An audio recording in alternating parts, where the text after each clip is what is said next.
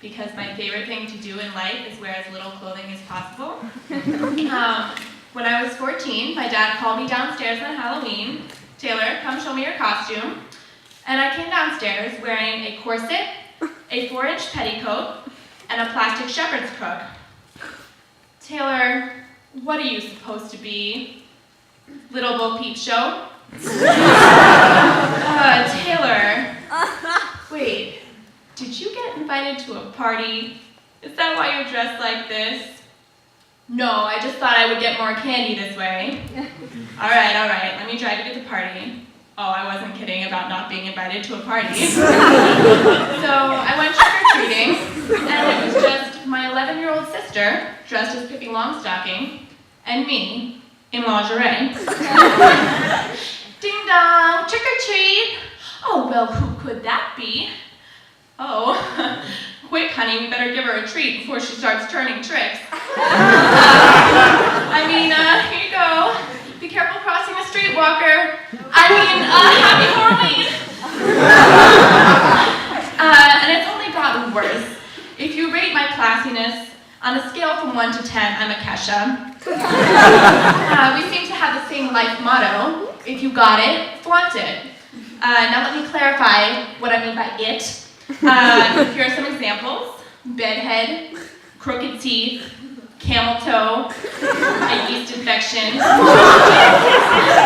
And we also have the same vocal skills. Have you ever been caught singing in public and then you sing louder to prove that you're not embarrassed? Maybe that's just me. But it kind of ruins it. When a person leaves, you can't get your groove on anymore. Sort of like this. 7 a.m. we get up in the morning, gotta get fresh, gotta go downstairs, but stop it. I seem up, Friday, gotta go, fun.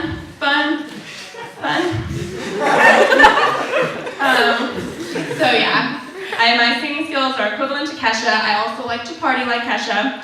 I recently told someone that I had just met, listen, I mug, and I mug hard. And I could tell immediately that I had made a mistake. I was like, I don't mean I get hard, I just mean I get my mug on. And she was like, no, I got it. But it's okay, because that night I went to the mug, and I pulled out my playbook, my Silver Grindings playbook.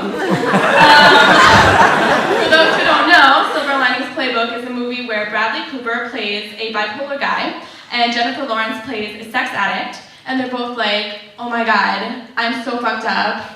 No, I'm so fucked up. Oh my god, we're perfect. And that plot is very similar to your Mug Night encounter. It's more of an internal monologue, hey, I'm a little fucked up right now. I'm a little fucked up too. Alright, that's fuck. But I decided, I'm done with the mug. I need to up my game. And I find myself trying to look good for guys. And girls think that they look so different from one day to the next. I was hanging out with one of my girlfriends. I love saying that, I was hanging out with one of my girlfriends. It makes me feel like I'm a king with lots of wives. I was just hanging out with one of my girlfriends. And she was standing in front of me, in front of the mirror, and she was like, oh, I look so fat today. I'm just you always look like that. Sometimes you do have those days when you wake up and you're like, hey, I'm looking good. And that's usually when I remember that I haven't put in my contact lenses. But I decided I'm not going to worry about my appearance. I'm just going to go for really tall guys so they're always looking down at me from the MySpace angle. I hate when people tell you, oh, you look so tired. And I'm like, oh, I'm totally fine. I've been awake for 2 days. I'm just gonna start doing meth so that when people are seeing me looking like shit, they'll just be like, well, it's a miracle that you're still alive. So back to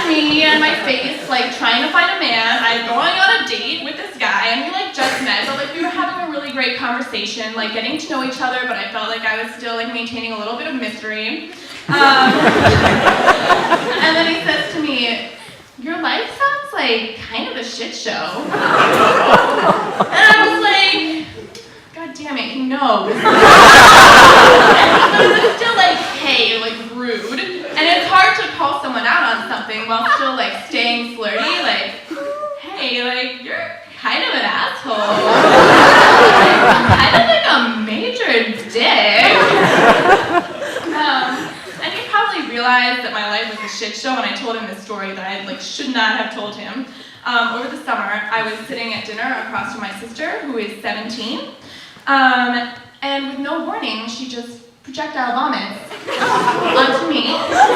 And she's totally fine, but she starts crying because she had startled herself like a baby. And my parents rush in, "Oh my gosh, are you okay? My poor baby, like, are you okay?" Oh, I'm fine. Thank you. I'm good. I should have more of a filter. There was this guy in one of my classes who was into me, and I was like, you know what? Like, I'm just gonna ask him out right here, right now. Like, I don't need to find him on Facebook. He does not just need to see every picture of me from 2008. So I asked him out, and he's like, oh, like, I have a girlfriend.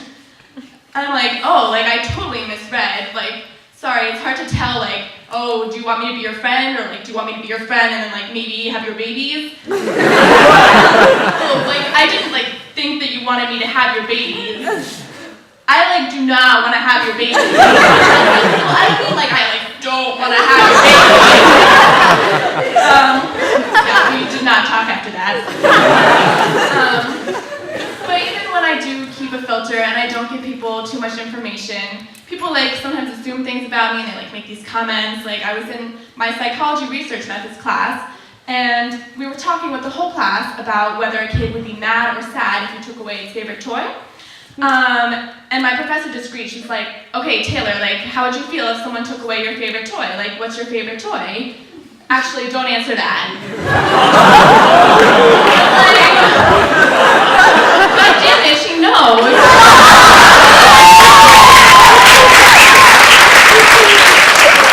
Alright, this next guy, he's really funny. Matt Cabrera.